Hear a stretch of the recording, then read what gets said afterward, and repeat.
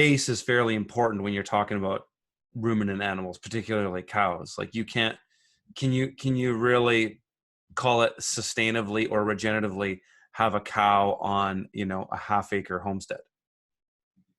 No, because you'd have to be going to get feed constantly, and it would kind of defeat the purpose of it being somewhat of a closed loop system. So with that in mind, what would you say is minimum land size requirements to house an animal like that? So those are really difficult calculations to give, because the productivity of a pasture can change so much from context. However, I'll give you a couple rules of thumb.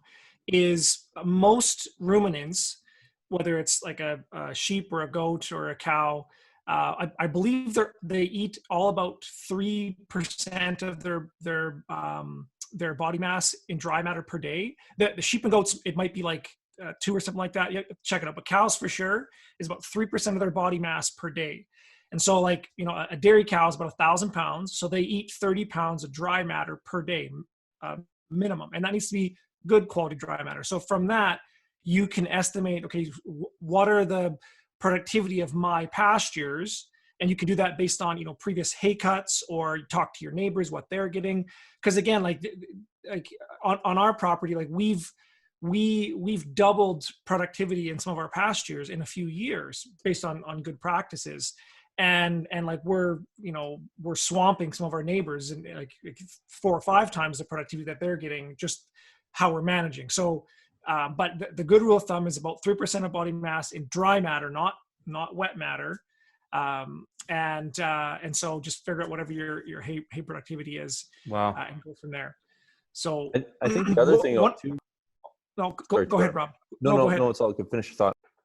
I just wanted to add one more thing into the what Rob was talking about, which is really important. Is that like I was talking about like ruminants generally, and dairy animals, whether that's goats, sheep, or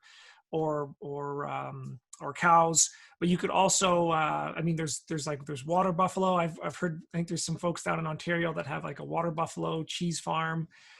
So the clue to figuring out what kind of animals you should have on your property is to mimic your natural ecosystem. So do some research on what your biome is, or your bioregion, or your ecozone, or your kind of climax ecosystem, and try to understand what the animals were that lived there historically or now, and then see if you can find what's known as an analog species, which is like a similar species. So like, here in the plains, we had the bison. And so it's like they're very similar to cows. Mm-hmm. Versus out in your area, Curtis, you're in the mountain areas. Okay, they had more kind of goats. Out in Rob's area, they have a lot more moose and elk and things like that. And so, okay, well, what are the domesticated animals that we have that are more of an alignment with that? Right.